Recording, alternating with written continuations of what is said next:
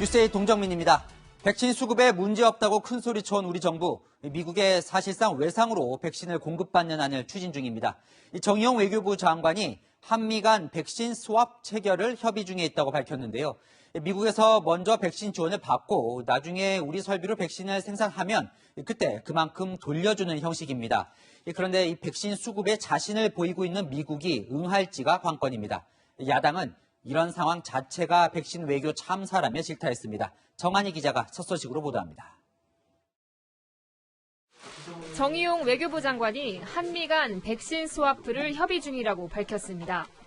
외교부에서 백신 스와프를 검토한 적이 있습니까? 예, 있을 뿐만 아니라 미측과도 협의를 했습니다. 미측하고 상당히 진지하게 협의를 하고 있고 지난번 캐리 특사 왔을 때도 이 문제에 관해서 집중적으로 협의를 했습니다. 우선 미국의 백신을 지원받고 나중에 국내에서 생산하는 백신으로 갚겠다는 겁니다.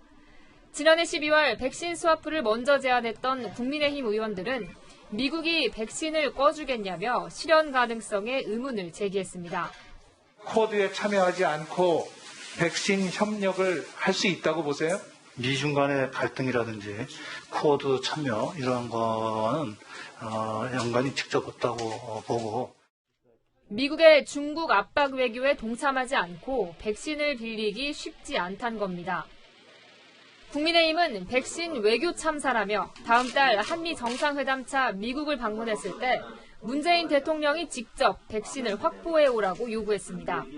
일본의 총리는 미일 정상회담을 하러 미국 갔다가 바이든하고 정상회담이 끝나고 화이자 CEO하고 직접 전화 협의를 해서 1억 회분을 확보받은 걸로 추정이 된다. 지금.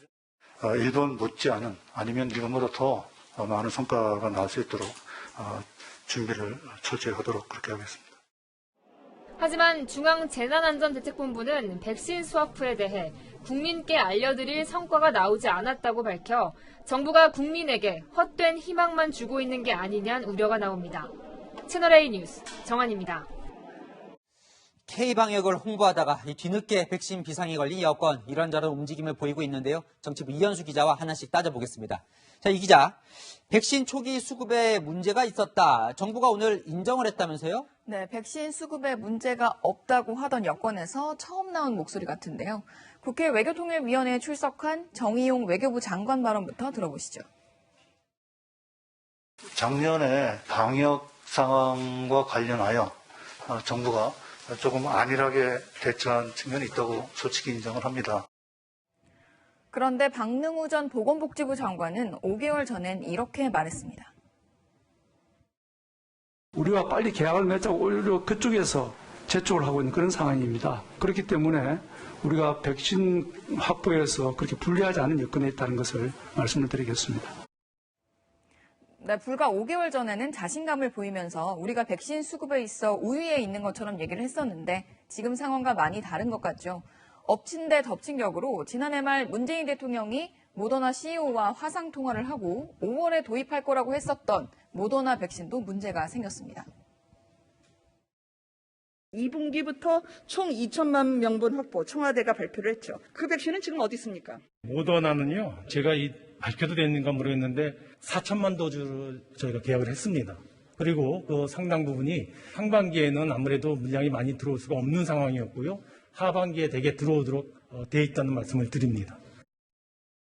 네, 모더나 백신도 물량이 부족해서 우리나라 공급이 예정보다 늦어지는 것으로 보입니다.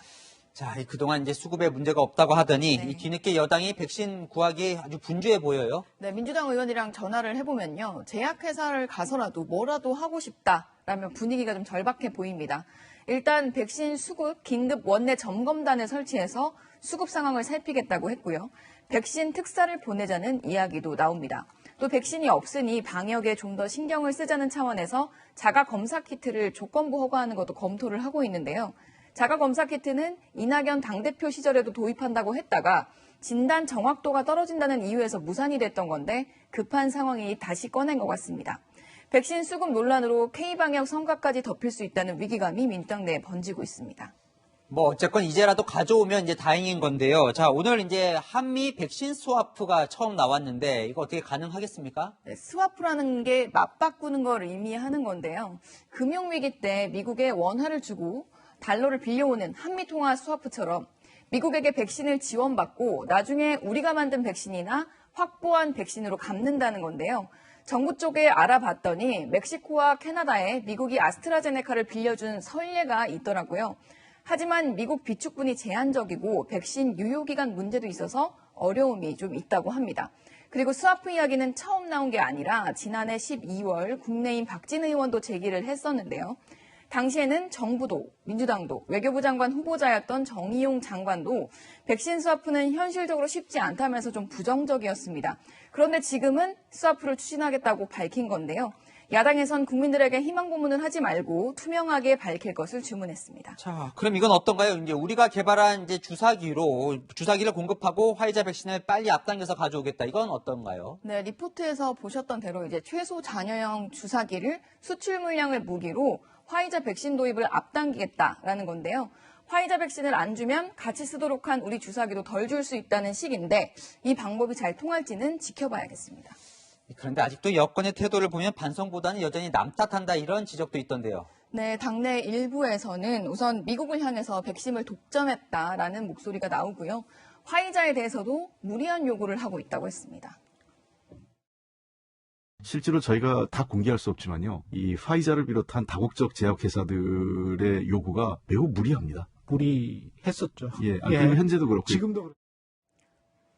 네, 홍남기 국무총리 직무대행은 백신 수급 불안과 관련한 오늘 대정부 질문 질의에서 가짜뉴스를 심각하게 생각 중이라면서 수급 불안을 가짜뉴스로 치부하는 발언을 했는데요.